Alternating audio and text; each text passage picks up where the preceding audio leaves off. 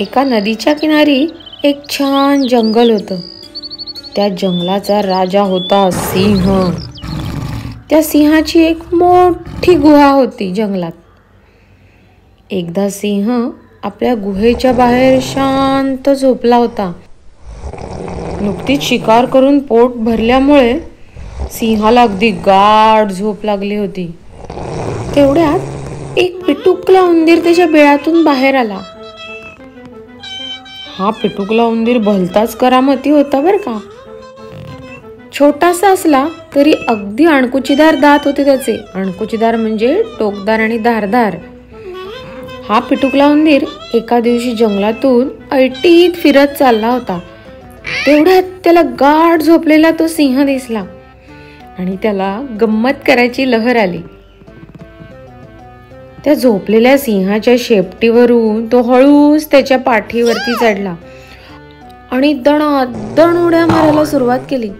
टुणटुण उड्या मारायला इतकी मज्जा येत होती त्याला की थोडा वेळ तो हेही विसरला की तो जंगलाचा राजा सिंहाच्या पाठीवर उड्या मारतोय.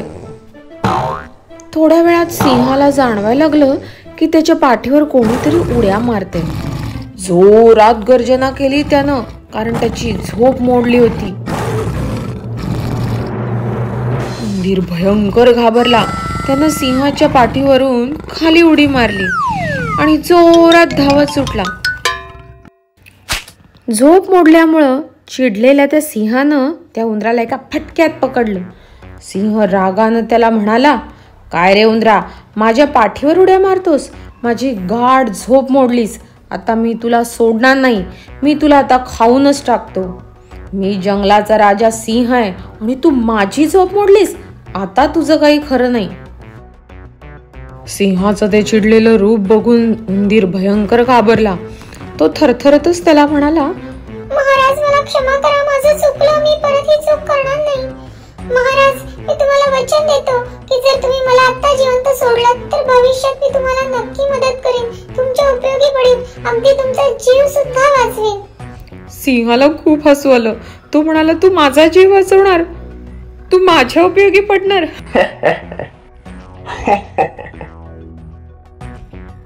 हो महाराज, मी खरंच तुमची मदत करीन. सिंह हसून म्हणाला, ठीक आहे, जा तू, नाहीतरी तुला खाऊन काय माझं पोट भरणार नाहीये. आणि लक्षात ठेव, परत झोप मोडायला येऊ नकोस, नाहीतर तुझी काही खैर नाही. उंदीर म्हणाला, नाही, मी परत येणार नाही इथं. कृपया मला माफ करा, मला सोडा. सिंहाला त्याची दया आली. तो म्हणाला, जा, तुला सोडून देतो. त्या उंदराच्या पिटुकल्यानं जोरात आपल्या बिळाकडे धूम ठोकली. मध्ये असे काही दिवस निघून गेले. एकदा सिंह शिकारीसाठी जंगलात फिरत होता. त्या दिवशी त्याला लवकर शिकारच मिळेना. खूप फिरला, बराच वेळ शिकार शोधली, पण त्याला काही शिकार मिळाली नाही.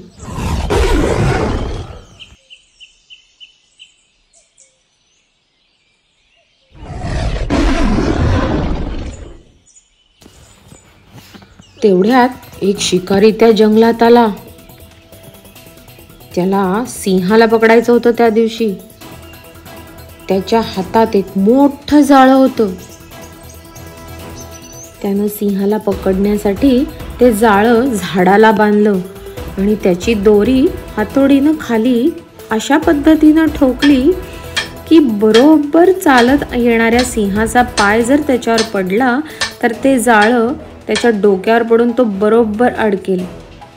त्या शिकाऱ्याला माहित होतं की सिंहाचा शिकारीचा हा नेहमीचा रस्ता आहे. बरोबर तिथंच जाळं लावून तो शिकारी शहराकडे निघून गेला. आणि खरोखरच काही वेळात तो सिंह तिकडे आलाच की. त्याचा नेहमीचा रस्ता असल्यामुळं तिथं जाळं वगैरे असेल असं त्याला संशय सुद्धा आला नाही. खालच्या दोरीवर पाय पडताच वरून ते जाळं सिंहाच्या बरोबर अंगावर पडलं आणि तो सिंह जाळ्यात अडकला. सिंह जाळ्यातून सुटण्यासाठी तडफड करायला लागला. जोरात गर्जना करायला लागला. खूप घाबरला होता तो बिचारा सिंह. एवढा मोठ्या जंगलाचा राजा असून सुद्धा तो काही करू शकत नव्हता. त्याच्या मोठ्या गर्जनांमुळे अख्खं जंगल हादरून गेलं होतं. बाप रे, केवढा मोठा आवाज येत होता तो. जंगलातले सगळे प्राणी घाबरून गेले होते. इकडे तिकडे बघायला लागले की अरे बापरे, काय झालं तरी काय, महाराज एवढ्या जोरजोरात का ओरडतायत. त्या गर्जनांना घाबरून सगळे प्राणी सैरा वैरा पळू लागले. त्या सिंहाच्या गर्जना त्या पिटुकल्या उंदरानं सुद्धा ऐकल्या. तो बिळात काहीतरी काम करत होता. त्याला समजलं की इतका वेळ सिंहाच्या गर्जना ऐकू येत आहेत म्हणजे नक्कीच सिंह महाराज संकटात आहेत. त्याला लगेच त्यानं काही दिवसापूर्वी सिंहाला दिलेलं वचन आठवलं. त्यानं विचार केला की त्यावेळी सिंहानं त्याला जीवनदान दिलं होतं. आता मदतीची आपली वेळ आहे ते आश्वासन आपल्याला पाळलंच पाहिजे. आणि तो ताबडतोब मदतीसाठी धावून गेला. त्यानं पाहिलं की आपले महाराज शिकाऱ्याच्या जाळ्यात अडकले आहेत. तो धीटपणे सिंहाच्या समोर जाऊन उभा राहिला आणि त्याला म्हणाला, महाराज, तुम्ही अजिबात काळजी करू नका. माझे दात अतिशय तीक्ष्ण आहेत. या दातांनी काही वेळातच मी हे जाळं कुरतडून टाकतो आणि तुम्हाला सोडवतो. त्यावेळी तुम्ही मला जीवनदान दिले, आता मी तुमचा जीव वाचवणारच. असं म्हणून त्यानं पूर्ण ताकद लावून भराभर जाळं कुरतडायला सुरुवात केली. आणि खरोखरच काही वेळातच त्यानं संपूर्ण जाळं कुरतडून टाकलं सुद्धा. आणि आता सिंह जाळ्यातून पूर्णपणे मोकळा झाला आणि त्यानं आनंदानं गर्जना करायला सुरुवात केली. सिंहाला एवढं खुश झालेलं पाहून उंदीर सुद्धा आनंदी झाला आणि तो आपल्या राजाकडे म्हणजे सिंहाकडे पाहू लागला. सिंहानं सुद्धा अगदी प्रेमानं त्याला कुरवाळलं आणि म्हणाला, तू खरंच तुझ्या शब्दाला जागलास. एवढासा असून सुद्धा तू माझा जीव वाचवलास. आजपासून मी तुला एक वचन देतो की आज तू माझा जीव वाचवलास, त्यामुळे इथून पुढे या जंगलात तुला कोणीही त्रास देणार नाही, कारण तू या जंगलाच्या राजाचा म्हणजे सिंहाचा मित्र झालायस. आणि तो पिटुकला उंदीर अगदी आनंदानं सिंहाच्या पाठीवर बसून जंगलातून फिरायला लागला.